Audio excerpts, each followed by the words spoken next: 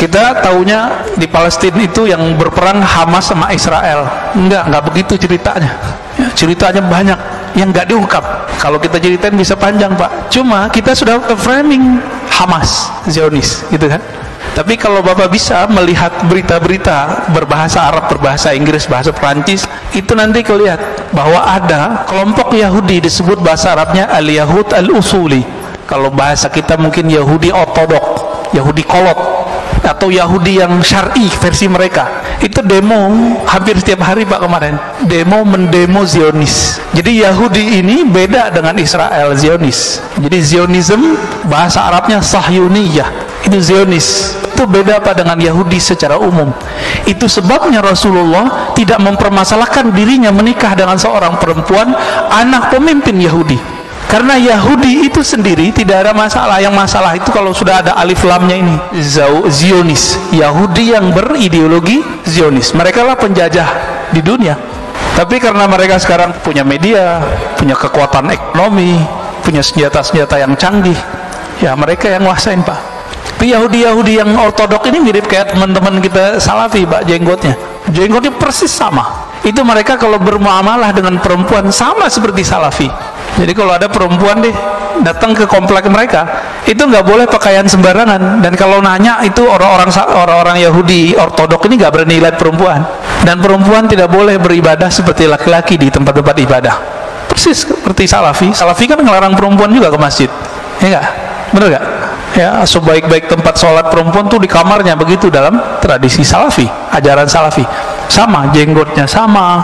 Jadi kalau mau memahami surat Toha, kisah Sayyidina Musa ngambil jenggotnya Sayyidina Harun, nah itu lihat, Pak, Yahudi ortodok tuh jenggotnya sepanjang itu, diambil langsung sama Sayyidina Musa alaihi wassalatu wassalam.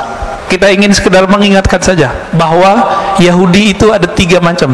Ada Yahudi ortodok yang soleh-soleh ini, itu mereka meyakini betul tanah yang ada di Palestina itu tanah mereka.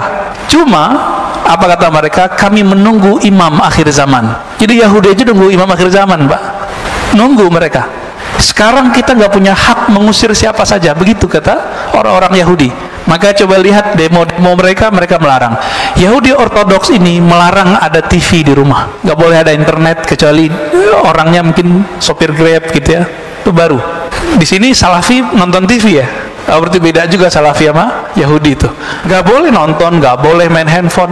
Jadi mereka kalau mau baca berita itu ada di pojok-pojok pertigaan jalan, kayak mading di pesantren kan ada mading tuh. Sekolah-sekolah dulu kan ada berita. Jadi orang baca berita aja di situ. Mereka sengaja berhenti di sana baca berita. Ya boleh disebut juga Yahudi kolot. Tapi marah juga mereka disebut Yahudi kolot kali ya. Bahasa Arabnya al-Yahud al-Usuli. Yang kedua, Yahudi Sya'bi, Yahudi kebangsaan, nasionalis, watani. Ini mereka yang mencoba untuk mencari titik temu dengan orang-orang Palestina, mau berdamai. Tapi mereka nggak didengerin juga. Yang sering demo tapi nggak pakai jenggot panjang, nggak pakai kopiah yang topi yang khusus itu. Mereka biasa, orang-orang nasionalis. Tapi nggak didengar juga oleh kelompok yang ketiga. Yang ketiga itu kelompok Zionis Sahyuniyah. Saya mengkonfirmasi ini lewat berita, lewat orang-orang yang pernah ke sana, dan kita juga pernah ke sana, dan juga guru kita dulu Syekhuna Ali Mustafa Yaqub dulu pernah membahas ini juga.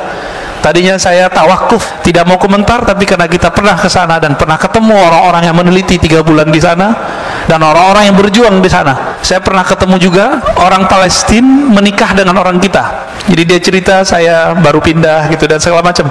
Maka kita sempat dapat cerita yang berbeda dari yang apa yang diberitakan sekarang. Kejadian di Palestina kemarin, teman-teman yang melakukan Allah, jangan terlalu semangat nggak jelas ya. Ini persoalannya adalah Masjidil Aqsa, nggak jauh dari situ ada satu distrik kecil namanya Sheikh Jarrah. Sheikh Jarrah nama orang tapi jadi nama kampung, jalan ya. Di situ ada bangunan, orang-orang kawan-kawan kita, saudara-saudara kita Palestina, mereka dulu pernah keluar lalu pulang ditampung di situ. Tanah itu kemudian diklaim oleh orang-orang Zionis sudah dibeli. Nah ini masalahnya. Akhirnya mereka usir. Di saat pengusiran itu bulan Ramadan, orang-orang yang diusir ini kemudian ngumpul di Masjidil Aqsa, dicurigailah oleh Zionis, maka ditembakin. Nah ini yang kurang ajarnya Zionis itu. Mereka mulai berani menembakin umat Islam di Masjidil Aqsa seperti dulu terjadi di zaman-zaman sebelumnya. Zaman-zaman sebelumnya ada pembantaian luar biasa. Jadi Masjidil Aqsa ini suksesnya cuma di zaman Salahuddin Al-Ayyubi dan nanti zaman Imam Al-Mahdi.